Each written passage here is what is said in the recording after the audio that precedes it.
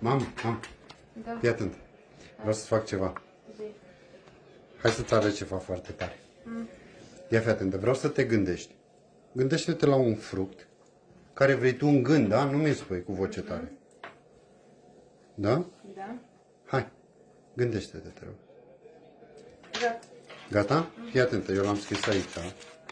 Da? Și fii atent, îl împăturesc. Uite așa frumos. Așa. Și acum ți-l dau ție. Da? Și îl ții, da? La ce fruct ai gândit așa de curiozitate? Banan. La banana?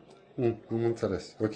Acum vreau să te gândești la un oraș în care ai vrea să mergi. Și eu o să scriu aici pe foaie. Gata. Ok, să-l scriu și eu acum. Bun, acum fii atentă, o să fac aceeași chestie, la fel ca prima oară. Îl împăturez și îl ții acolo, da, te rog. La ce te-ai gândit, de curiozitate? Dubai. Dubai? Oh, foarte tare. Acum vreau să te gândești la o direcție. Sus, jos, stânga, dreapta, dar doar în gând, da? Nu-mi spui. Gata. Da? Ok. Și eu cred că asta este direcția la care te-ai gândit. Ok, o să-l împăturez la fel și pe ăsta. Așa. Ține-l și pe ăsta, te rog. Bun, acum pe asta o să le las jos. Dă-mi-le mie. Dă-mi-le mie, te rog. Da, și acum eu o să le desfac pe rând și să vedem dacă am ghicit. Ok? Ok. Bun. La ce fruct ai gândit? La ce fruct ai zis că te-ai gândit? Banan. La banană. Ia uite.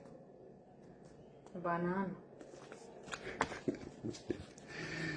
A doua ce a fost?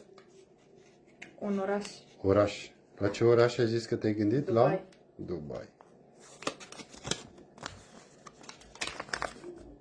Mamă, cum ai făcut? Nu pot să spun acum. Și direcție? Ar fi tare. Jos. Jos. Mamă, ce tare! Cum ai făcut? Nu pot să spun trucul. Ești magician? Oarecu? Vrei să te vrăjești?